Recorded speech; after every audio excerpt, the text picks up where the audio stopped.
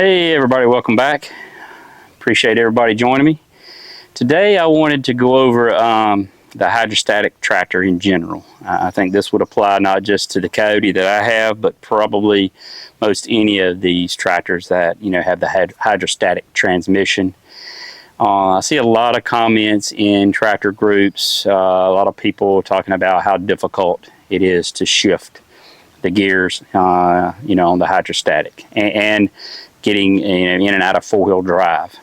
I found that to be the case when I first got this tractor. It was definitely a learning curve, being that I was used to driving mostly all geared tractors, never had anything hydrostatic. So I think it basically boils down to the pressure in the hydraulic system. And there, I'm by no means a professional on this. I'm not a mechanic, don't work for Kioti or anything like that. But this is just reading some of the stuff online and actually getting some feedback from people that do work at dealerships.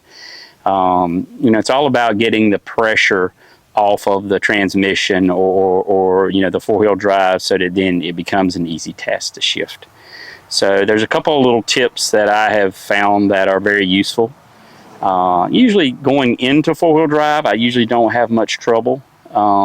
Just pushing the lever and manual. This tractor has a manual engage, so some of the things I'm saying probably does not apply for the electronic engagement and disengagement on some of the larger tractors. But getting it out of four-wheel drive, sometimes it's a little difficult. You can usually rock the forward reverse pedals back and forth a little bit as you're moving back and forth with a little pressure on the lever. Lots of times it'll come out of four-wheel drive.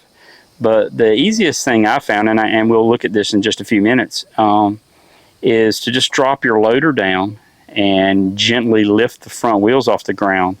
And then usually it comes out one finger. You can pull it right out of four-wheel drive. It's very, very easy to do. And it's all about getting any pressure that may be on that front transmission to get the pressure, hydraulic pressure off of it. And then usually it's a piece of cake. And same thing with the gears. If you're sitting on a hill and you're trying to go from, like this tractor has 3 speeds, low, medium, high. If you're trying to get, maybe you're going to go out on the road. I know when I leave out of my son's driveway, it's a little bit of an incline. And I'll be in medium and I'm trying to shift up to high to get on the road. And lots of times on that incline, it's very difficult to shift it. So I'll usually back down a little bit or wait till I actually get out on the road.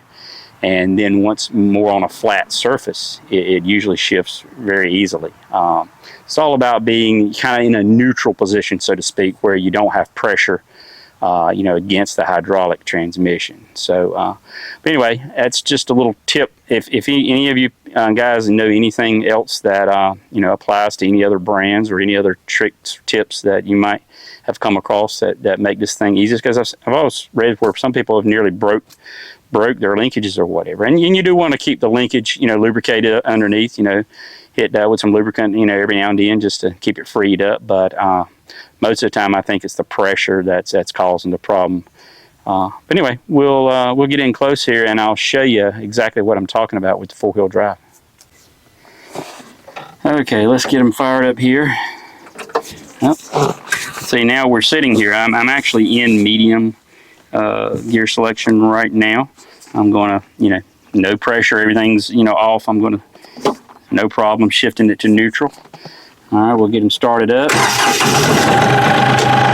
I don't know how well you're going to be able to hear me with the tractor running, but even sometimes when I'm sitting under the shelter as I've just got the tractor out, it's difficult to get it in gear until I raise the loader and then raise the 3-point.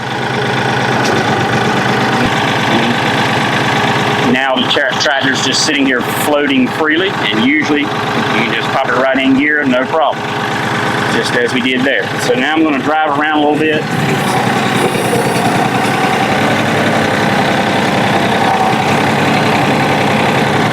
Back up a little bit. Alright, now I'm going to put it in four-wheel drive. Okay, you can see the lever right there, alright? We can see that. Alright, went in four-wheel drive, no problem. You can see the little indicator that I had added there. We're in four-wheel drive now. Alright, so we'll drive around a little bit with that. Back up.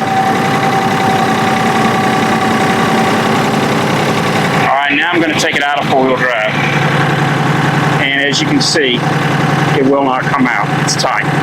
So rather than force that, that's what I'm going to do. I'm going to lower the loader. And you'll watch the front wheels.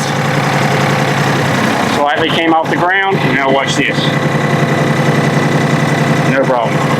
Came out of four-wheel drive. No issues whatsoever. Let's say you can feather the pedals too, and as you're feathering back and forth, sort of like this, with your hand on the lever, usually it'll come out. But I found that lifting the front wheels is the most effective way. It just automatically comes out with no issues. So anyway, this is just a couple little tips. Make it a little quieter there. A couple of little tips that I thought would be helpful. I don't know. There again, different makes. I don't know if this is the case with, some of the other brands, but from what I've read in a lot of comments on tractor groups, I think it's pretty typical for a lot of the hydrostatic tractors. So hope those tips will help you. And like I say, please leave anything in the comments that you can add to that, or that you may do differently that works. Anyway, I appreciate everybody watching. Thanks for all the positive feedback you guys have been leaving on my comments, and we'll catch you next time. Thanks.